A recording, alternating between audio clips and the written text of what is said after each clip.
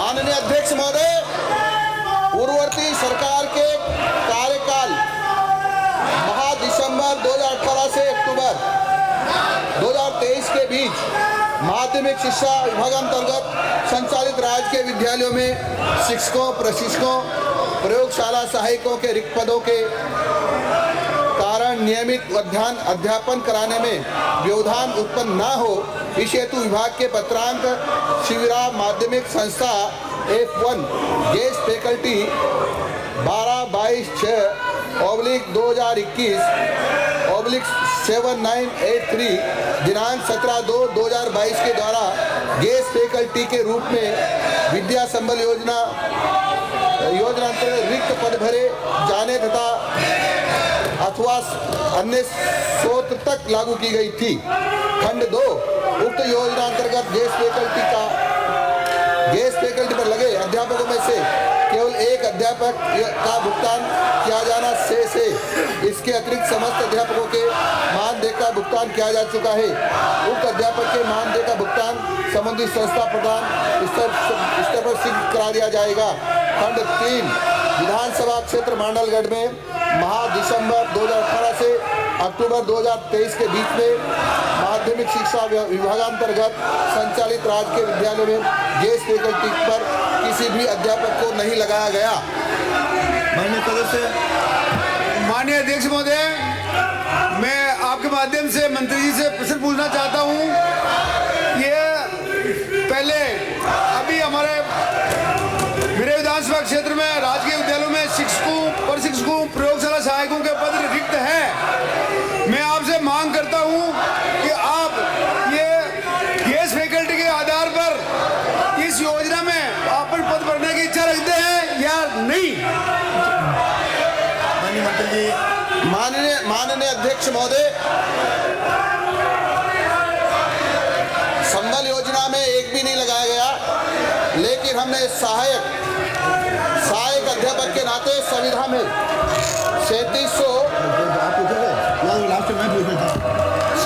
से ऊपर टीचर्स को लगाया गया था। तो लिखा हुआ नहीं है गिनती का। और जिसमें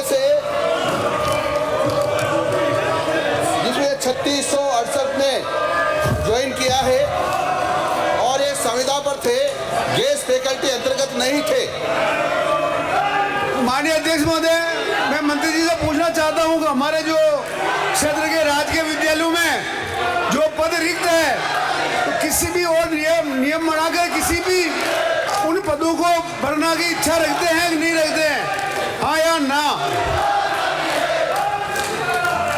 माननीय अध्यक्ष महोदय, हमारे पास जो जितने पद खाली हैं उसी अनुपात में हम रेशनलाइजेशन कर रहे हैं और सभी विद्यालयों में समान अनुपात में हम शिक्षक भरने का यत्न करेंगे।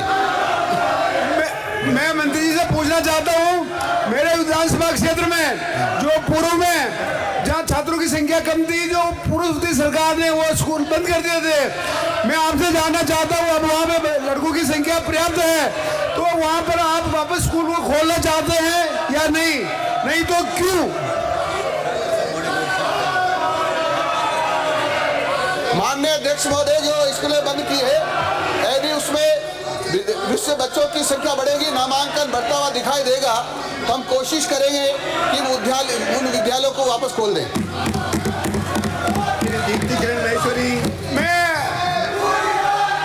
मैं मंत्री महोदय से पूछना चाहता हूँ, मेरे विधानसभा क्षेत्र में बहुत सी स्कूलों में जो साइंस या आर्ट्स या जो सब्जेक्ट नहीं है, तो आप ये अपने सरकार की तरफ से सब्जेक्ट खोलने का विचार रखते हैं या नहीं? हाँ तो कब, नहीं तो कब, क्यों? माननीय अध्यक्ष महोदय, बजट में 100 सब्जेक्ट खोलने की हमको अनुमति दी है, बजट पास हो गया है। जो हमारे पास प्रस्ताव आए हैं उनको हम बच्चों को जितना हमारे मापदंड बने हुए हैं उसके आधार पर हम खोलने का यत्न करेंगे। यदि प्रस्ताव ज़्यादा आते हैं तो मानदंडों को पूरा कौन सा विद्यालय कर रहा है उस हिसाब से मेरिट के आधार पर खोलेंगे। मैं अध्यक्ष महोदय, आपके माध्यम से मंत्री जी से पूछना चाहता हूं, कल जो वृक्षारोपण का कार्यक्रम चालू मुख्यमंत्री जी द्वारा चालू होगा, आप आपके स्कूलों में किस तरह पौधे लगाएंगे और कितनी स्कूल में कितनी संख्या में पौधे लगाएंगे? आप जवाब दीजिए सदन को। माननीय अध्यक्ष महोदय, कल हरियाली तीज है और माननीय मुख्यमंत्री जी ने हरियाणा और राजस्थान करना चाहे, यानी ये राजस्थान की धरती हरी भरी होगी। इसलिए सभी स्कूलों में, चाहे गैर सरकारी हो या सरकारी विद्यालय हो, उसके कर्मचारियों, अधिकारियों, सब मिलकर के हम प्रत्येक व्यक्ति यानी प्रत्येक बच्चे के हिसाब से 5-5 पौधे लगाएंगे, जो बड़ी संख्या में राजस्थान भरे पौधे लगेंगे। मैं अध्यक्ष महोदय आपके माध्यम से मंत्री जी से पूछना चाहता हूं, अभी जो पौधे लगाएंगे जो किस किस्म के होंगे? क्योंकि स्कूल में बच्चे पढ़ते हैं तो फलदार पौधे लगाए जाएंगे, तो आने वाले समय में फल लगेंगे तो बच्चे उनको उठा के लेंगे। और आप डॉक्टर है, मैं बुला रहा हूँ।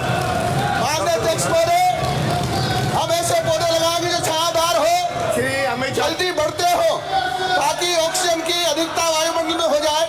लगातार हम देख रहे हैं पर्यावरण प्रदूषित हो रहा है, ऑक्सीजन की कमी हो रही है, कार्बन डाइऑक्साइड की अधिकता हो रही है, और उसके कारण